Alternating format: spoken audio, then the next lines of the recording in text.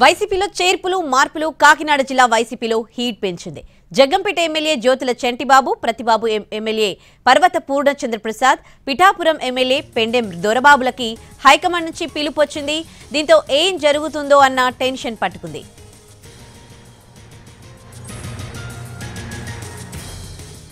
జగంపేటలో ఎమ్మెల్యేకు మద్దతుగా ఇద్దరు ఎంపీపీలు మండల పార్టీ అధ్యక్షులు సమావేశమయ్యారు.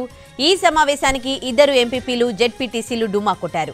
ఎటువంటి అపోహలు అవసరం లేదని పైకి చెప్తున్నా లోలోపల తెగ మదన పడిపోతున్నారు. పిఠాపురం ఎమ్మెల్యేకి మద్దతుగా ఆయన అనుచరులు క్యాంప్ ఆఫీస్కు చేరుకున్నారు. పెండెంకి మద్దతుగా నినాదాలు చేశారు. అటు ప్రతిపాడులో కూడా సీట్ చేంజ్ వ్యవహారం హాట్ టాపిక్ గా మారింది. జగన్ పై తనకు నమ్మకం ఉందని ఎంపీకి పోటీ చేస్తావా అని పార్టీ పెద్దలు అడిగారంటున్నారు. మరోవైపు కాకినాడ రూరల్ ఎమ్మెల్యే కన్నబాబు సైతం అధిష్టానంతో చర్చలు జరుపుతున్నారు.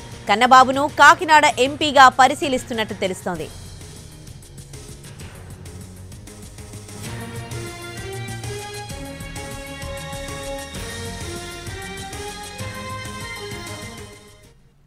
ఎమ్మెల్యేగానే పోటీ చేస్తానని హైకమాండ్ కు చెప్పానంటున్నారు పిఠాపురం ఎమ్మెల్యే పెండెం దొరబాబు. ఏదైనా పార్టీ నుంచి కోసమేనంటున్న పెండెం దొరబాబుతో మా ప్రతినిధి Sai Sudheer face to face.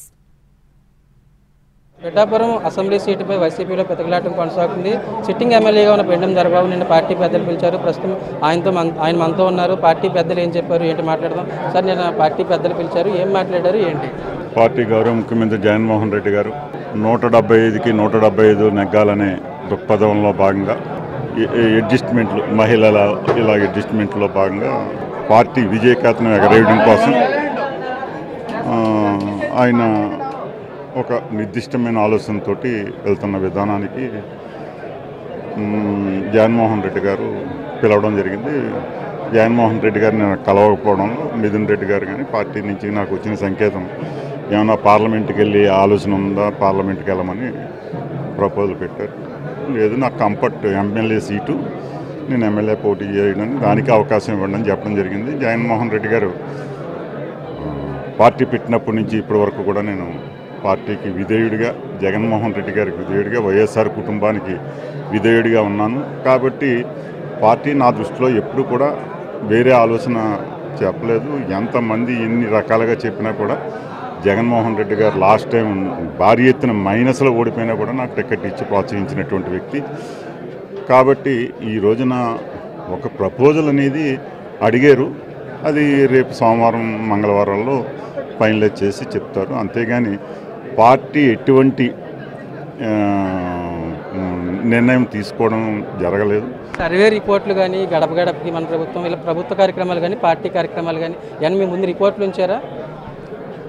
ఇప్పుడు సర్వేలు అయ్యి బాగోకపోతే నన్ను పార్లమెంట్కి వెళ్ళమని చెప్పరు కదా. అన్నీ బాగున్నాయి. పార్టీ నన్ను గుర్తించింది. నాకు ఒక రకమైన ప్రమోషన్తోనే అడిగారు తప్పించి రెండో రకంగా పార్టీ ఏమీ నన్ను అడగలేదు. కాబట్టి ఆ రకమైన ఆలోచన ఏమీ లేదు. పార్టీ త్రికరణ శుద్ధిగా ఆలోచన మేరకు పార్టీకి విధేయుడిగా ఉంటాను తప్పించి రెండో రకంగా నేను ఎప్పుడు ఉండనని చెప్పేసి తెలియజేస్తాను. అభ్యర్థిని మారిస్తే కూడా పార్టీలోనే పార్టీ చెప్పినట్టు ఎంపీగా పోటీ చేస్తానికి ఒప్పుకుంటారా? మరి ఇది పార్టీ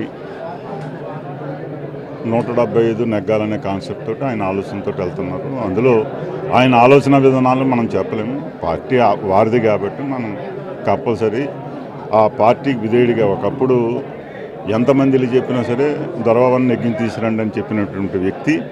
అటువంటి ముఖ్యమంత్రి దగ్గర నేను శాసనసభ్యుడిగా చేయడం నా పూర్వజన్మ సుకృతం అనుకుంటున్నాను. ఏం చెప్తారు సార్? సీఎంని కలిసి వెళ్ళండి, ఏం చెప్పబోతున్నారు? నియోజకవర్గానికి సంబంధించి కానీ, పార్టీకి సంబంధించి కానీ.